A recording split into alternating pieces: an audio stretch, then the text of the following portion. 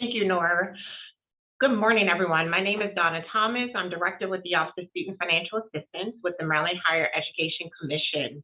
What I'm going to do today is discuss the financial aid process, as well as highlight the state of Maryland's financial aid programs that are available to individuals who are planning to attend a post-secondary institution or possibly looking for assistance to repay on their student loan debt. So without further ado, I am going to begin the presentation. So a little bit about the Maryland Higher Education Commission. The Maryland Higher Education Commission is the state's coordinating agency for post-secondary education. In addition to being the coordinating body for post-secondary institutions and education, MHEC also consists of the Office of Student Financial Assistance, where annually we administer over $130 million in state financial aid. So with a large amount of funds available to students who are planning to enroll at a post-secondary institution, there is money available for individuals in order for them to pay for their educational expenses. Today, we are going to discuss what is financial aid, sources and types of financial aid, how to apply for financial aid, and then I'm going to highlight the various state financial aid programs that we have available to individuals. So what is financial aid? Financial aid is money that helps individuals pay for college or career school. Some of our state scholarships and grants can be used at private career schools, so where an individual may be planning to attend where they are able to focus on a specific career trait, such as Blade School of Hair Academy. So that way the individual could attend that particular private career school and still receive state assistance to pay for those educational expenses. The rest of our scholarships and grant programs do go directly towards your degree-seeking institutions that include both public and private institutions in the state of Maryland. Some of our scholarships, such as the legislative scholarship programs, do allow students to utilize them if they are planning to attend an out-of-state institution under certain circumstances. But the majority of our financial aid programs are only for in-state institutions. Financial aid consists of federal, state, institutional, or other types of aid. Other types of aid could be third-party scholarships that you are receiving, or it could also be a third-party type of award that you're receiving through an employer, where they are offering you tuition remission in order to pay for your educational expenses. It can also be in the form of grants, which students do not have to repay, scholarships, which students do not have to repay, but some may come with a service requirement, as well as loans or work study. One thing that's important to note before we move on to the next slide is that if you are a recipient that is offered loans when they are awarded financial aid, and loans is the only type of aid that you are offered, loans can be looked at as an investment in your educational future. So if you have to utilize a loan in order to pay for your educational expenses, it's an investment in yourself. And if it's going to allow you to obtain your degree program, then definitely make sure you are borrowing wisely to only take out the amount of loan that you need in order to cover your expenses.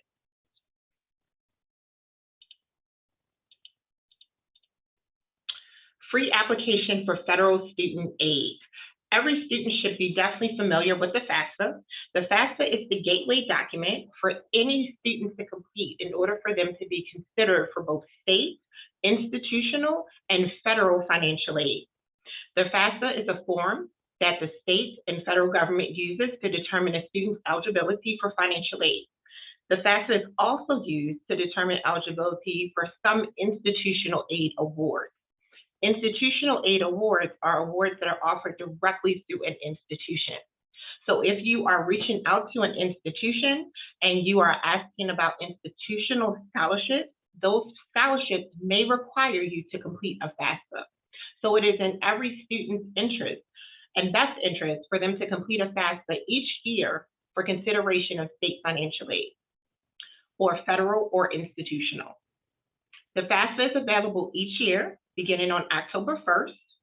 For consideration of our state financial aid programs, you should complete that FAFSA application between October 1st and March 1st, so that way you can be considered for our state awards. especially those that are need-based that require a FAFSA for consideration of the grant or scholarship program. On the screen, you will actually see a screenshot of what the FAFSA website looks like. This is a good image for everyone to be familiar with because there are other sites where you may click on that says FAFSA, but it is not the actual federal FAFSA website. These websites require individuals to pay in order to complete the FAFSA application, but the U.S. Department of Education's website for the FAFSA is free, and you never have to pay to complete your FAFSA application. So please ensure that before you start inputting your personal information, that you are on the correct website, and the home screen looks similar to this. They have made some recent changes to the home screen, but it will always start with studentaid.gov, and it will always say federal student aid. And it is, again, a free application. That is what the first word in the acronym FAFSA stands for, Free Application for Federal Student Aid. So at no time should you ever pay online to complete your FAFSA application. Please be mindful that eligible non-citizens can complete a FAFSA and be eligible for federal, state, or institutional financial aid. Estimated family contribution. So what is the estimated family contribution? The EFC is an index number used to determine a student's financial needs, calculated from the information entered on the FAFSA application. The EFC is what institutions as well as state agencies use to award need-based financial aid. This particular formula includes a measure of taxable and untaxable income and assets of both the student and parent. It's also based on family size, number in college, and other demographic information such as marital status. And so that information that you report on your FAFSA is all calculated to determine students' estimated family contribution. And so when you complete your FAFSA, at the end of the FAFSA application, you will see a number next to the estimated family contribution. That number, again, is used to determine what your award will be for consideration of need-based financial aid. So the way that institutions and state agencies use that figure is we look at the cost of attendance at the institution you're planning to attend minus the expected family contribution equals your financial needs.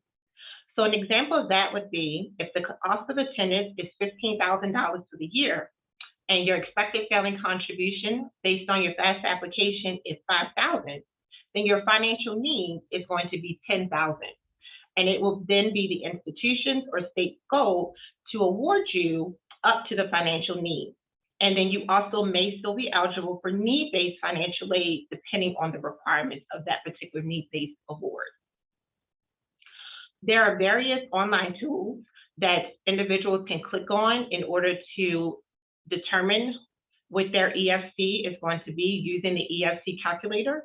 On the screen, you see a link to College Board Efc Calculator that will allow you to enter the cost of attendance for any institution you're planning to attend, as well as your EFC, to then determine your financial needs. So I do recommend that all individuals utilize that tool, so that way you have a better gauge of what your financial need will be at the time you enroll in the institution. One thing that's important to note is that if your EFC is 0, that means you are eligible for the maximum Pell grant. If your EFC continues to increase past 0 and it's within a particular range, you may still be eligible for a Pell grant, but there is a cutoff for a student to continue to be eligible, or to be eligible for the Pell grant. So if your EFC is 10,000, you would not be eligible for the federal Pell grant. The Maryland State Financial Aid Application. This application is better known as the MISA. This application is specific to individuals who are undocumented and students who qualify for in-state tuition. So the MISA application allows undocumented individuals to be considered for state financial aid only. You must be a Maryland resident, have filed state tax returns 3 years prior to attending the college or university, every year afterwards while enrolled at that college or university, or received a high school diploma or GED, and graduated from a high school in the state. And under certain circumstances, you must sign an affidavit in order to meet the in-state tuition requirement. For the MISFA application, the application is handled directly through the Maryland Higher Education Commission. Any information that is reported on the MISFA application by the student or the parent is protected, or I should say is kept confidential by the Maryland Higher Education Commission and used solely to determine eligibility for state financial aid. The personal identifiable information will be disclosed only as required by law. So any individual that is undocumented and wants to be considered for state financial aid should complete the MISFA application and feel comfortable to know that the information is kept confidential and it is only used for the purposes of determining state financial aid eligibility. On the screen, you do see a list of eligible programs that MISFA applicants are eligible to be considered for once they complete the MISFA application. Those programs include the Guaranteed Access Grant, Educational Assistance Grant, Campus-Based Educational Assistance Grant, Part-Time Grant, Maryland Community College Promise Scholarship, Delegate Scholarship, Senatorial Scholarship, and the Richard W. Collins III Leadership with Honor Scholarship Program. On the screen, you will see the homepage of the MDCAT system, which is housed through, again, MHAC, and it's better known as the Maryland College Aid Processing System. This is the application system that individuals would go to in order to complete the MISFA application. Again, you want to make sure that you complete the MISFA application for consideration of state financial aid between October 1st and March 1st in order to be considered for certain state grant programs. State grants and scholarships. As I stated earlier, the state of Maryland offers more than 20 different state grant and scholarship programs available for individuals to use. Those grant and scholarship programs consist of, first, the Guaranteed Access Grant, where individuals are eligible to receive up to $19,300 if they meet the eligibility requirements for the program. The Educational Assistance Grant, individuals can receive up to $3,000. The Senatorial Scholarship has a range of $400 to $12,300. The Delegate Scholarship has a range of $200 to $12,300. The 2+2 Transfer Scholarship is specific to individuals who graduated from a community college with their associate's degree and then are immediately planning to transfer to a four-year institution in order to earn their bachelor's degree. And individuals can receive up to $2,000 for that particular scholarship. The part-time grant is specific to individuals who are planning to enroll part-time at a public institution. They can receive assistance while enrolled part-time. The Richard W. Collins III Leadership with Honors Scholarship is specific to individuals who plan to attend one of the state's historically Black colleges or universities and is planning to be a part of the ROTC program. This particular scholarship does cover tuition and fees and some of the room and board fees. Teaching Fellows for Maryland Scholarship is specific to individuals who plan to major in teaching and then become a teacher in the state of Maryland. The Workforce Shortage Student Assistance Grant is available to individuals that plan to enroll in a particular major, such as nursing or social work. It has to be one of the state's shortage fields in order for them to be considered for this particular grant program. The Maryland Community College Promise Scholarship is one of the state's more recent / newer scholarships. This particular scholarship is available to individuals that plan to attend one of the state's 16 community colleges. Individuals who meet the eligibility requirements for this particular scholarship can receive an award up to $5,000. In order to be considered for the Promise Scholarship, the individual should create an MDCAT account, file the Fafsa or the MISFA by March the 1st, and submit all required documents to our office by July 15th. And continue to check their email or mail for notifications from MHAC with regards to the status of their award or if any additional documentation is required. The requirements for this scholarship is the individual annual adjusted gross income cannot exceed $100,000 if the applicant is single or resides in a single parent household, or $150,000 if the applicant is married or resides in a two-parent household. The individual cannot have earned a bachelor's degree or associate's degree at the time that they applied for the award, and has not been awarded another educational grant or scholarship that covers the applicant's full cost of attendance at the community college. So that means that the Promise Scholarship is a last dollar award, meaning if the student's tuition and fee expenses are covered by federal or other state financial aid awards, then the individual is not eligible for the Promise Scholarship. The student must have demonstrated need, unmet tuition and fee expenses in order to receive the Promise Scholarship, because it is a last dollar award at a community college. I am just going to pause for a moment to see if there are any questions in the chat. Thanks, Donna. I don't see any at this time. Okay, thank you. Guaranteed Access Grant. The Guaranteed Access Grant is one of the state's largest grant programs that is available to students. Students are eligible to receive an award up to $19,300. This particular award covers 100% of the student's need to pay for their educational expenses, either at a private institution or a public institution. In order to be considered for the Guaranteed Access Grant, the applicant must create an MDCAPS account, file the FAFSA or the MISFA by March the 1st. The individual should include a Maryland College University on the FAFSA as well, since this award is only available to in-state institutions. Also check their email and mail for notifications from MHAC concerning the status of the award. And if necessary, submit all required documents by the priority date of April 1st to ensure their eligibility for the award. If for any reason the student is unable to submit their documentation by the priority date of April the 1st, documentation can still be submitted by May 15th, and awarding is contingent on the availability of funds.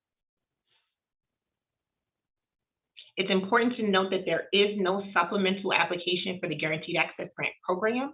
Once the individual completes that FAFSA or MISFA, MHAC will reach out to the student with more information on how to submit documents and what documents are required. The Educational Assistance Grant. Applicants are eligible to receive this particular award up to $3,000. Again, the requirement is that they file the FAFSA or MISFA by March the 1st, and the student must have demonstrated need in order to be considered for the award. The only requirement is, again, to complete the FAFSA or MISFA by March the 1st, and awards are based on EFC. If you recall a few moments ago, at the time that you complete the FAFSA application, you will see what your estimated family contribution figure is. And depending on what your EFC is, you would be eligible for the Educational Assistance Grant. So if your EFC is 0, that makes you more likely to be eligible for the Guaranteed Access Grant instead of someone who has an EFC of 5,000.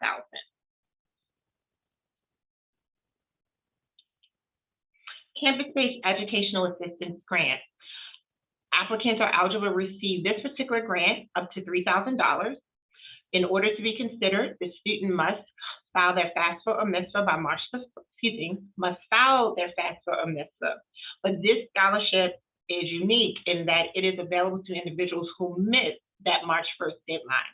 So if the applicant files their FAFSA application or MISFA on March the 2nd, they will be eligible for the Campus-Based Educational Assistance Grant as long as they have demonstrated need.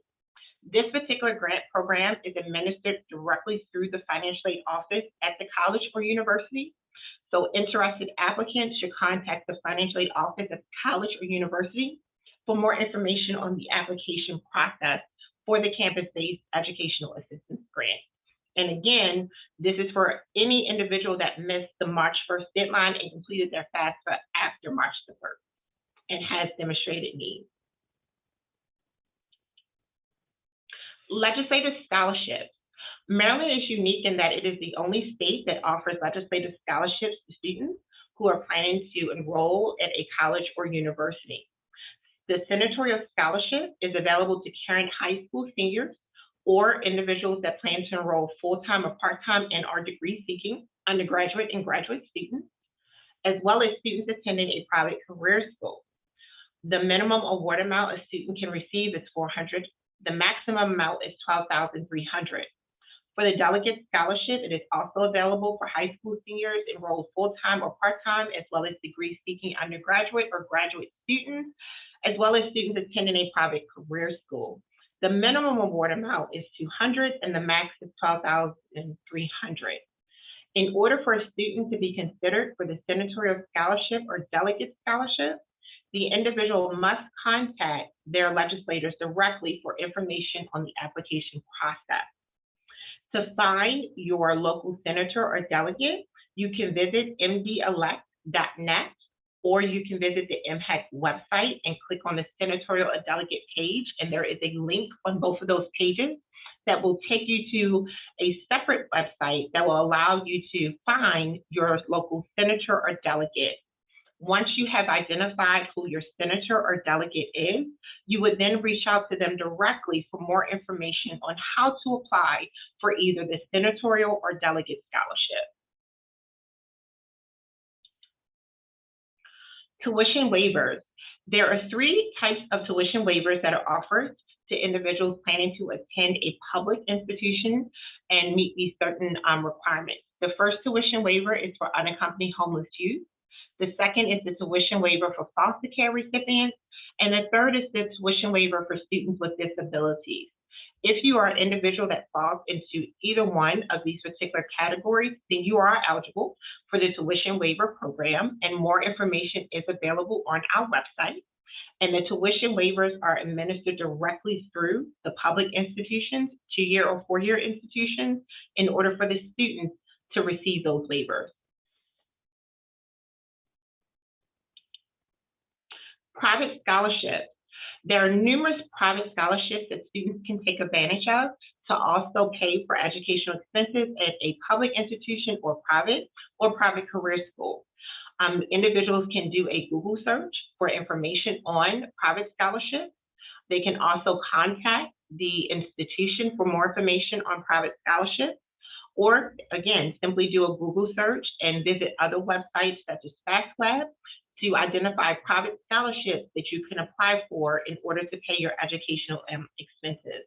If you are an individual that is planning to enroll at a particular institution for sports, or possibly for teaching or nursing or any of those other fields, there are other private scholarships that are available that you could potentially utilize to pay for your educational expenses. So definitely do your research to identify other private scholarships that are available for you to utilize. On this page here, you will see a listing of various websites that you should definitely do research for other scholarship or grant opportunities. Those websites include FAFSA, bigfuture.collegeboard.org, as well as scholarships.com, tmcf.org, or UNCF, as well as check out studentaid.gov, and of course, the MHEC website. So that way you could definitely identify other financial aid resources that are available for you to pay for your educational expenses. And that concludes my presentation for today. I'm happy to take any questions that anyone has. Thanks, Donna. That was really good information and really helpful to know how many programs are available to help Maryland students. We do have one question in the chat box. Okay. Can you explain the eligibility of the Pell Grant? Sure. The eligibility of a Pell Grant is based on need. So depending on, again, what your estimated family contribution is at the time that you complete the FAFSA will determine whether or not if you are eligible for a federal Pell Grant. If your EFC is 0 and goes all the way up, I believe it's a little over 5,500, you are within range to receive the federal Pell Grant. If your EFC is over 6,000, then you would be ineligible for the federal Pell Grant. Thank you. That's really helpful. There's another question. I don't quite understand how the EFC numbers work. we received an EFC number of 000303, what will our family contribution be? So it was all zeros first, then 303? Correct. So if it was all zeros first and the last three digits was 303, that means your EFC was 303. And you can definitely verify that through Fafsa, as well as the institution who receives a copy of your Fafsa application. And that EFC does put you within the range to be eligible for a federal Pell grant. Gotcha, thank you. Yeah, and there's a couple more. Do other types of grants and awards exist for persons with challenges? So the state of Maryland does offer a tuition waiver for individuals that have a disability. Definitely check out our website for more information on that tuition waiver, and then follow up with the institution directly. If you are planning to enroll at a Maryland institution, the waiver is only available for you at a 2-year or 4-year public institution. If you are a student that is awarded a state scholarship and you are unable to enroll full-time, which is a requirement for our state aid programs, the majority of them, then we are able to still offer you the award if you have a documented disability and are able to enroll in at least 9 credits for the term. If there are any other types of disabilities that an individual may have, they should definitely reach out to the financial aid office at the institution to explore any other type of resources that may be available. Most institutions do have a disability office at the institution that works directly with students to identify the best resources that the student would need in order for them to be successful. Thank you. Are you comfortable sharing the PowerPoint presentation afterwards? If we can send this out. Okay. All right, more questions. What if the student hasn't filed taxes due to no income or extremely low income, for example, SSI? So if you have not filed taxes, taxes is not a requirement for individuals if they are not required to file. You would still go online and complete your FAFSA application and list your income from Social Security. There is a section on the FAFSA that allows you to report that information, and then you would go ahead and submit the FAFSA. So FAFSA does take into consideration that some individuals may not have filed taxes just due to their circumstances, but any income that you have, you are required to report that on the FAFSA application. And there are various sections of untaxed income or so forth in which that information would be captured when you go online to file your FAFSA.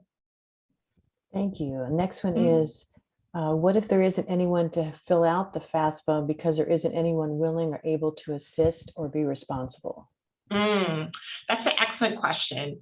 So if there are students who are in unique situations where a parent is not willing to report their information on the FAFSA application, and the student does not meet the age requirement to be classified as an independent student, which is the age of 24, then they should reach out to the financial aid office at the institution they're planning to attend. And they would have to disclose their situation to the financial aid office. So that way the financial aid office can inform and provide the student with the best steps on how to proceed. There are some individuals that have unique situations in which the parent, is not willing to provide the information, or it may be a situation where their parents are deceased and they are pretty much on their own. So that is a conversation that the student should have directly with the financial aid office. And that's a conversation that should be had sooner than later. So that way you can identify exactly what steps you need to take in order to still be considered for both federal or state financial aid. Thank you. And then I think you covered the other part of that, which was if the person with disabilities is 25 without work history, does not have a caregiver or guardian willing to assist or fill out the forms. I think you covered that. Yeah. All right. So the next one is, there was one website you mentioned when looking into private scholarships. Yes, so private scholarships come from various sources. Like Coca-Cola, each year they give out scholarships. So it's just simply going online to do your research, a Google search for scholarship opportunities that are available would lead you to a lot of private scholarship sites that are available. Still on the screen is the FastWeb website that you could go on to identify private scholarships. Also, individuals that maybe attending a church. A lot of churches also give scholarships out to their members, but private scholarships are scholarships that come from external entities, where they are willing to provide you with resources. And so you can simply find them by doing a Google search. One thing that comes to mind is when you go to the mall, Simon, which is a company that does a lot of the outlets, they offer scholarships each year to individuals, and that's considered a private source. So by simply doing a Google search, you can identify a lot of private scholarships that are available. Great, thank you. Then there's a question about listening to a replay of this recording, and I can let them know this is because we're recording it, it will be posted either on the MD Cash Academy website or the Department of Disabilities, or both, and we will make sure everybody gets an email as to where the recording is going to be. All right, there's a couple more. So this one is referring back to the 25-year-old potentially with disabilities, and the guardian has life-threatening illnesses and cannot be counted on. So the question is it just SSI on a FAFSA and that's it? So the age for the individual who plans to enroll is 25. So if you're 25, you're considered an independent student, and you would not need to report any information on the FAFSA from the parent or legal guardian. It would only be the student's information. And if the student is unemployed or does not have income, the financial aid office would work with you in order to report certain information, because there are certain situations in which there is no income. And that also is captured on the FAFSA, where there's a section on the FAFSA that states money received on your behalf. So if you are getting money to you that comes on your behalf from a particular family member, then you will report that on the FAFSA. Great, thank you. And then it looks like the last is really sort of a very well-noted comment. Because there are so many scams around scholarships, a website would be helpful. And I think you're noting here about the collegeboard.org scholarship search. That's a great place to start. And it is very important to note that there are a lot of scams around scholarships. It is, and I do know that FastLab.com and the other websites that we have listed are actual reputable sites. So that's why we recommend them for students. But definitely, if you're doing a Google search and something just does not feel right, just don't enter your information in. And definitely contact the financial aid office at that institution. You can even contact the state, and we can assist you. But if you go on a site and it just does not feel comfortable to you, don't put your information in, because there are sites that are out there solely to get people's information. Absolutely. Great comments. You got to thank you so much. And I will echo that as well. This was really very helpful information and very critical. You know, students really need to know the very credible ways to find assistance for school and for higher education. So thank you so much for presenting today. Thank everyone for attending. Again, this is recorded, so it will be posted, and Donna is willing to share her slides. So we'll get both of those out to you all. And I just hope everybody stays safe and has a great rest of the day. And with that, we'll go ahead and end the webinar. Thank you so much. Thank you.